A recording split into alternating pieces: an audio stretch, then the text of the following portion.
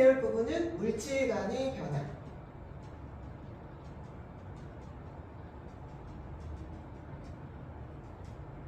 원소에 대한 개념을 역사적으로 한번 쭉 나열해보는 시간을 가질 거예요. 여기서 이제 물질이라는 것은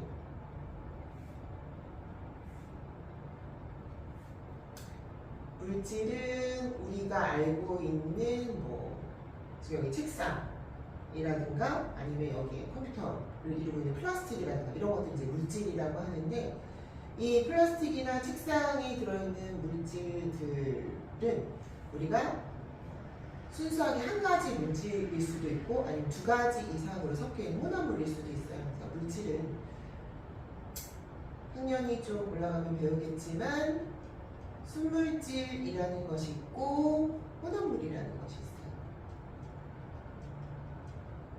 어쨌든 순물질이든 혼합물이든 얘는 물질이 한 가지로 이루어진 순수한 물질, 퓨어한 물질이라는 거고, 혼합물은 이 순물질이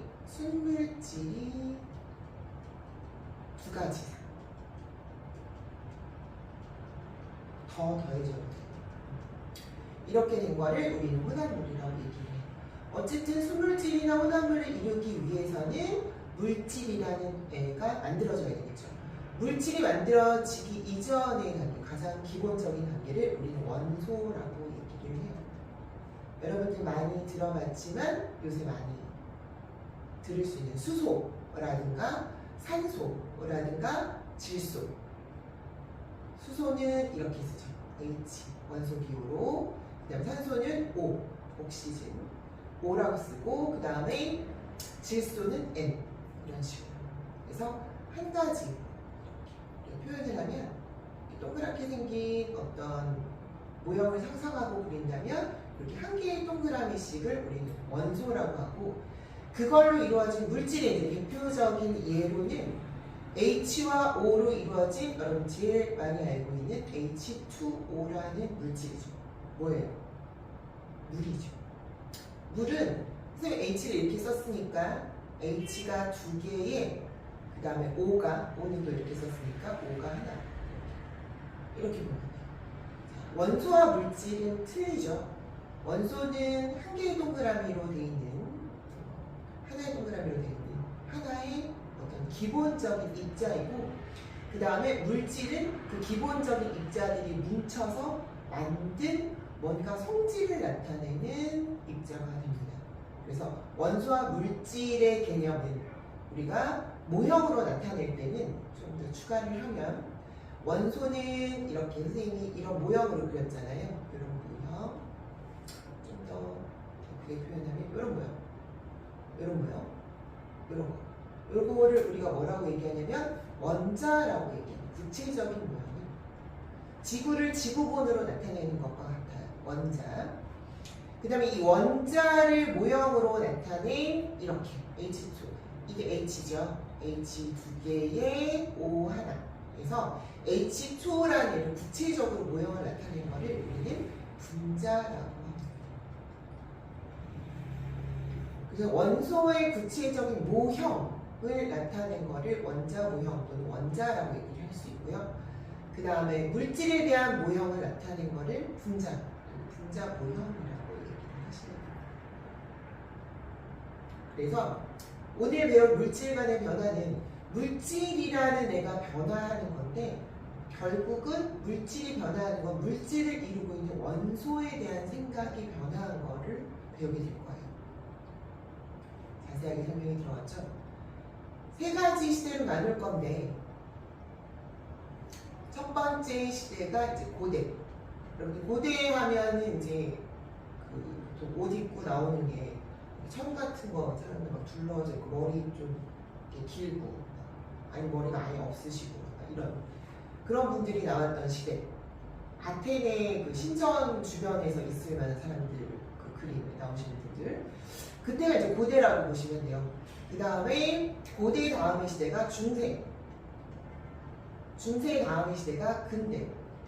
그래서 요 세 가지 시대의 변화를 일단 알아볼 거예요.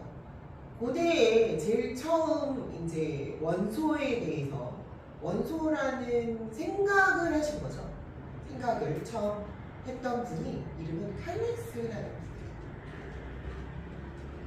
분이에요. 탈레스라는 과학자는 모든 물질의 근원은 물이다. 물이 원소라고 생각을 하시는 거죠. 물이 원소예요? 아니죠. 그렇죠? 이제 고대 시대니까 이렇게 충분히 생각을 할 수 있었고, 물로 그때 당시에는 모든 물질이 이루어진 것처럼 생각이 들 수도 있죠. 이분의 이제 중요한 업적은 일단 원소에 대한 사람들의 생각을 깨워줬다. 한마디로 트리거라고 하나요? 처음에 이제 불을 붙인 사람이 되겠죠. 원소라는 얘기를 하면 다른 사람들이 이제 원소? 그럼 나도 한번 생각해볼까? 이렇게 만들어주신 분이에요. 헬레스는 어쨌든 물을 원소로 생각했고, 이분의 그 원소설을 1원소설, 그래서 모든 물질은 물로 되어 있다 라고 알려져 있고요. 그 다음에 두 번째 이제 과학자가 누구시냐면 엠페도클레스.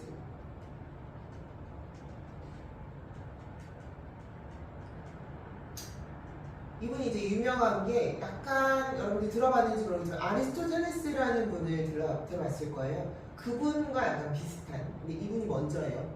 이분이 먼저. 저작권이 있으면 이분이 먼저입니다. 사원소설. 이라고 해서 그 되게 오래된 영화인데 제5원소라는 영화를 보시면 이 내용이 그대로 나옵니다.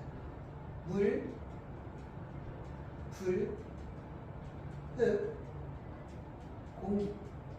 이 네 가지가 모든 물질을 이룬다라고 주장을 하시는 분이에요. 엠페도클레스 4원소설 기억을 해두시면 되고요.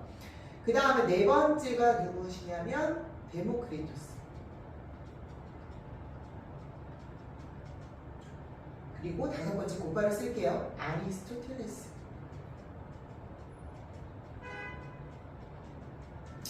자, 데모크리토스라는 분은 이분의 그 설을 우리는 고대 입자설이라고 얘기를 하는데요. 고대 입자는 지금의 원자와 되게 가까운 개념에 속합니다. 그래서 모든 물질은 더 이상 쪼개지지 않는다라는 표현을 썼어요. 쪼개지지 않는다. 이라는 표현. 그래서 이분이 누구한테 영향을 주냐면 나중에 이제 나오겠지만 현대의 돌턴이라는 분이 계세요.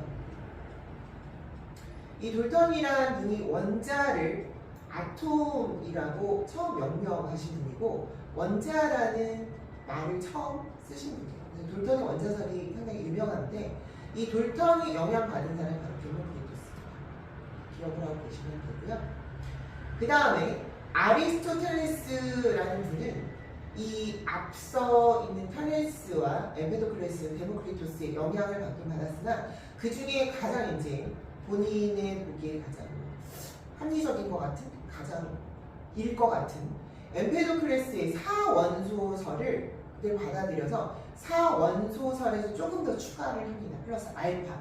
그래서 물, 불, 흙, 공기가 모든 물질을 이루는 건 맞다. 맞는데 이 네 가지 원소들이 서로 변환된다. 변환된다는 건 뭐예요? 물이 흙이 되고 흙이 공기가 되고 뭐 이 중에 좀 비슷한 건 있죠. 예를 들어서 우리가 뭐 사람이 죽으면 태웠어. 태웠는데 뭐 흙 비슷하게 되잖아요. 그쵸? 그러니까 불이 흙이 된다. 또는 뭐 날아갔어. 공기 중으로 뭐 이산화탄소나 뭐 수증기가 날아가죠? 그러면 불이 공기가 된다. 뭐 이런 식의 개념을 설명을 한 거죠. 그래서 물이 흙이 되고 뭐 불이 흙이 되고 흙이 물이 되고 이렇게 네 가지 원소가 변환한다. 그래서 아리스토텔레스는 엠페도클레스의 이론을 가지고 와서 거기다 변환이라는 말을 하나 더 추가를 합니다. 그러니까 여러분들이 이제 좀 헷갈리지 말아야 될 거는 그냥 사원소설이냐 아니면 사원소가 변환할 수 있다라고 설명을 하느냐에 따라서 엠페도클레스냐 아리스토텔레스냐 두 가지를 구분하셔야 되는 거예요. 그래서 사원소 변환설이라고 합니다.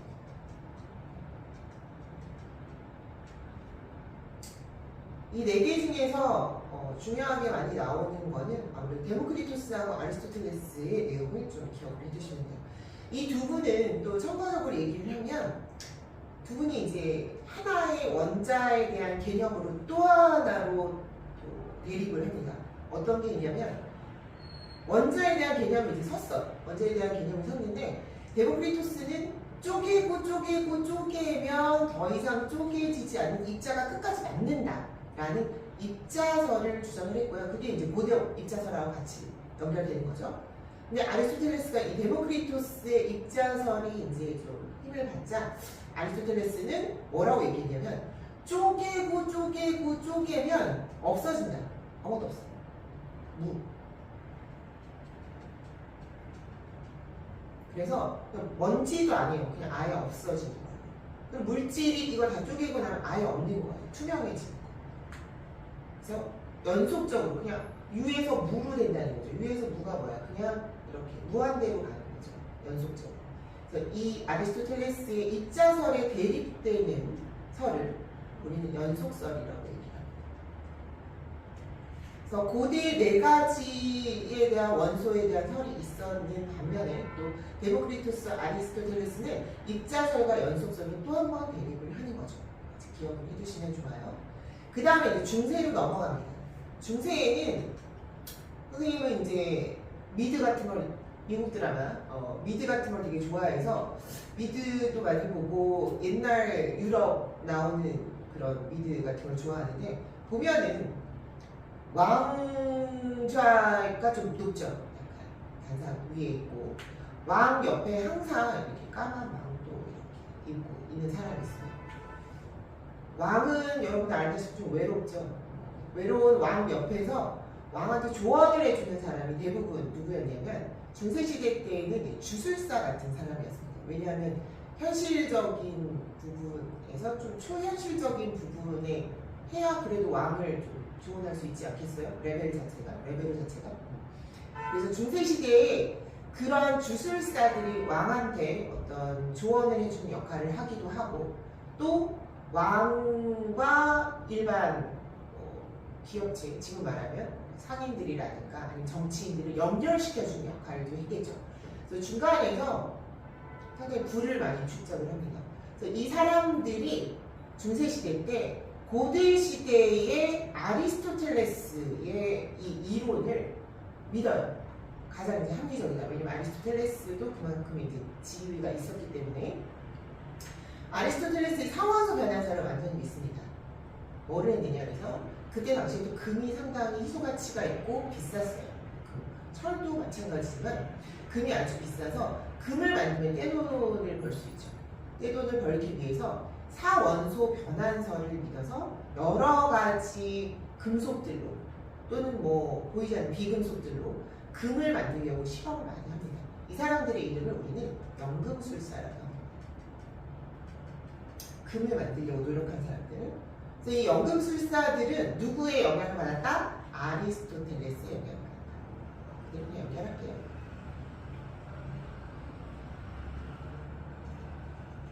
사원소가 변환된다고 믿었으니까. 그래서 끝까지 이제 금을 만들려고 했지만 결국은 여러분들이 아는 마지막 어떻게 될까요? 결말은 실패죠. 그렇죠? 그래서 금을 못 만들고 실패를 하고 중세는 끝났습니다. 그러면 중세는 그걸로 끝나느냐? 그렇진 않죠. 금을 만들려고 하는 그 의지가 어땠을까요? 여러분들 금을 만약에 이렇게 사원소 변환설에 의해서 금이 만들어진다. 여러분 어떻게 할 거예요? 가능하다 그러면 끝까지 해보겠죠. 그렇죠? 끝까지 해본단 말이에요. 그래서 이때 실험을 아주 대단한 의지로 하고 돈도 많이 들이고 해서 실험 방법이라든가 실험 도구, 지금의 뭐 플라스크, 뭐 샬레, 플레이트 여러 가지들, 뭐 현미경은 아니지만 현미경 비슷한 것들, 이런 것들이 이 연금술사들에 의해서 엄청나게 많이 발전을 합니다. 그래서 연금술사들이 남긴 것은 어떤 대단한 원소에 대한 개념이 아니라 그 주변의 환경들, 인테리어죠. 그렇죠? 실험 도구, 실험 방법들이 발전을 하죠. 남는 건 있었어요. 그쵸? 결론은 못 얻었어도. 그 다음에 근대로 오게 됩니다. 근대에는 두 명의 과학자들이 있는데 보일과 그리고 라부아지에라는 유명한 두 과학자가 있습니다. 보일과 라부아지에는 그림을 보면서 설명을 하도록 할게요.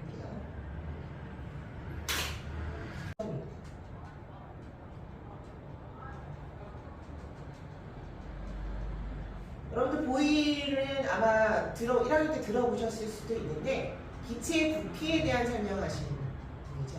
기체 부피가 압력과 어떻다? 기체 부피, 압력과 관계된다. 압력 많이 주면 기체 부피가 줄어든다. 이거를 말씀하신 분이고, 자, 그 이외에도 이 제2자간 실험을 했는데 관이 제2자로 생겼어요. 우산 혼잡이처럼 생겼죠. 지금 여기 유리관에다가 수은을 넣었어요. 보통 이제 이 수은을 넣는 이유는 수은은 액체 금속이죠. 그래서 우리가 어떤 기체를 부피를 잰다거나 어떤 움직이는 것들을 잴 때 또 수은을 사용을 하는데, 수은은 일반 액체들이 우리가 볼 때는 잘 안 보이지만 또 기포 같은 것들을 많이 가지고 있어요, 중간에. 그래서 그런 기포 같은 것들이 실험에 오차를 일으킬 수 있습니다. 오차를 일으키지 않으려면 액체가 좀 밀도가 있을 때 되게 좋은데, 수은은 금속이기 때문에 가장 이제 밀도가 있는 액체가 되어서 실험에 사용하기가 상당히 좋죠. 기압을 잴 때도 수은을 사용하기도 하고, 수은은 그래서 유용하게 사용이 됩니다. 그래서 몸에 좋지는 않죠. 수은을 넣어서 여기 지금 보면 수평을 맞춰 놓은 거, 이게 일반적인 상황이죠. 우리가 수은을 넣으면 양쪽의 높이가 맞아야 되는 게 기본적인 거죠. 그렇죠? 그 다음에 여기다 수은을 더 넣는 거죠. 더 넣게 되면은 수평을 맞추기 위해서 이 높이까지 올라와야 되는 거죠. 그럼 우리가 생각했을 때 여기는 꽉 차야 돼요. 근데 끝까지 차지 않았다라는 거에서 고이는 무슨 생각을 했었냐면 이 안에 입자가 들어있었던 것 같아요. 이 입자들이 좀 공간을 넓게 쓰고 있다가 수은이라는 압력이 밀어치니까 공간은 좁아졌으나, 왜? 기체 부피가 좀 줄어들었잖아요. 그렇죠? 압력에 의해서 기체 부피는 줄어들었으나 그 입자들의 수는 줄어들지 않고 공간만 줄어든 것이다. 이렇게 얘기를 한 거예요. 그러면 이 안에 들어있는 입자는 바로 누구냐? 원소겠지 않느냐, 이런 얘기예요. 그래서 더 이상 분해되지 않는, 더 이상 쪼개지지 않고, 더 이상 쪼개지지 않고, 더 이상 깨지지 않고 계속 공간만 줄어들고 본인들의 그 입자 상태를 유지를 하고 있는 이 원소의 개념을 처음으로, 현대적인 원소의 개념을 처음으로 설명하고 실험으로 증명한 분이 보일입니다. 여기에 입자가 남아있다는 거지. 알겠죠? 그래서 제2자간 실험은 입자들은 끝까지 남아있다, 입자들은 살아있다. 그럼 이거는 우리가 아까 고대의 데모크리토스의 의견과 같죠. 데모크리토스가 입자설을 했었고 아리스토텔레스가 연속설을 했었으니까 여러분 기억하시면서 같이 보시면 될 것 같아요. 그 다음에 앞쪽으로 넘어가면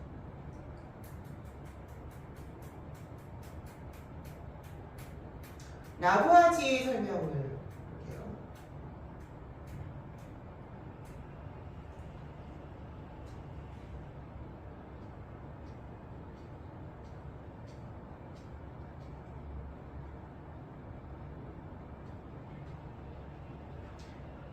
이게 라부아지의 물 분해 실험입니다.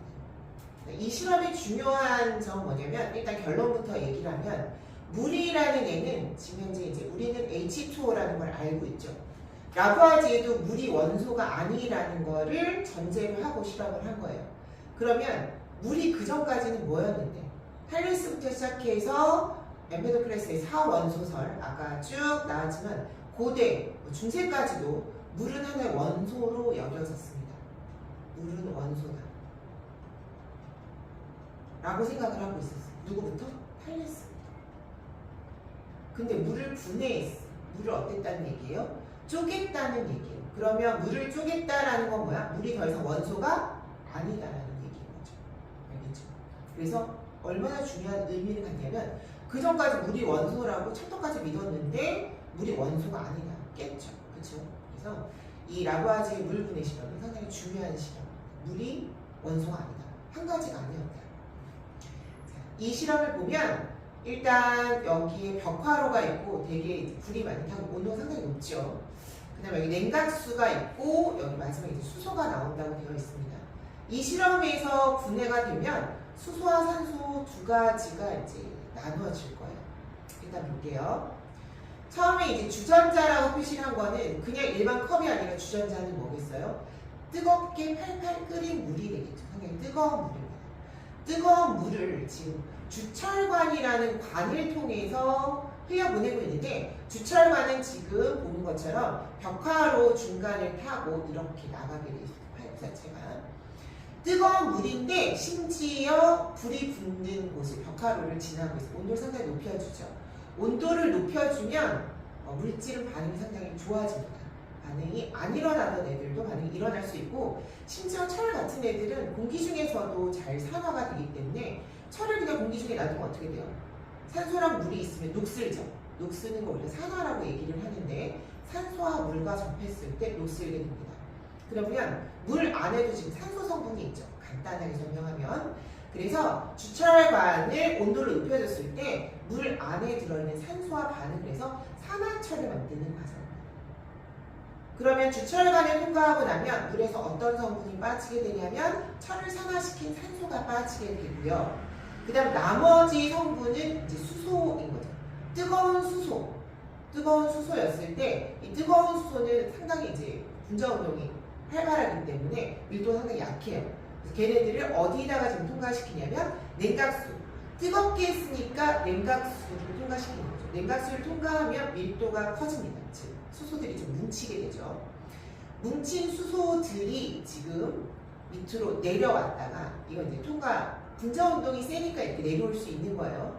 어떻게 보면 이제 상당히 분자 운동이 세서 부피가 팽창해 있는 상태라고 보시면 돼요. 여기서 막 부피가 팽창해서 그냥 냉각수를 정신없이 타고 내려온다고 보시면 돼요. 그 다음에 내려오고 물을 지납니다. 물에 딱히 수소가 높지는 않기 때문에 그 다음에 여기에 만약에 수소가 포집이 돼 있다. 그러면 여기가 이제 막혀 있으면 여기서 이제 끝나는 거예요. 끝나는데 사실은 이제 가벼우면은 다시 이쪽으로 타고 올라갈 가능성이 있는데 이쪽은 지금 뜨거웠기 때문에 팽창해서 이쪽으로 밀어내는 힘이 있죠. 열이 있으면 팽창해서 이쪽으로 밀어내는 힘이 있습니다. 그리고 나서 여기에 막혔으면 아마 여기서 그냥 끝나고 여기 뭐 터지든지 뭐 하든지 끝났을 텐데 이쪽으로 통로를 열어줬죠. 이때 이게 어떤 반응이냐면 수소는 기체 중에 가장 가벼워요. 그래서 뭐 이런 얘기를 하는데 그냥 이건 그냥 하는 얘기지만 핵폭탄, 수소폭탄 비교를 많이 합니다. 수소폭탄이 더 세다고들 얘기를 하죠. 그 정도로 수소가 가볍습니다. 상당히 밀도 있게 뭉쳤을 때 그게 터지면 파급력이 상당히 크다고 보는 거죠. 그 정도로 수소가 가벼워요. 가벼워서 날아가려는 성질이 강해요. 그러니까 위로 뜨려는 성질이 강하니까 이 스트로를 위쪽으로, 유리관 위쪽으로 해서 여기서 수소를 포집하는 거죠. 그러면 두 가지가 나눠지죠. 여기서 뭐가 산소가, 여기서 뭐가 수소가. 그러면 두 가지로 나눠졌어요. 여기가 이제 수소가 나왔다는 것만 증명이 되면, 그리고 여기 철이 산화되는 것까지 증명이 되면 산소와 수소가 나눠졌으니까 물은 산소와 수소로 되어 있다. 즉 물은 한 가지 원소가 아니다가 증명이 된 거죠. 요걸 누가 증명했느냐? 라부아지에가 증명을 한 거죠. 그래서 근대 물질관까지 여러분들 알고 계시면 되고, 그 다음에 뭐 궁금하시면 요 다음이 돌턴의 원자설이고요. 그 다음에 이제 더 궁금하시다면 양자역학 쪽으로 넘어갑니다. 그래서 그 다음에 톰슨, 러더퍼드, 보어 이런 식으로 넘어가게 되는데 그 과정은 이제 여러분들 화학에서 나중에 배우게 될 거예요.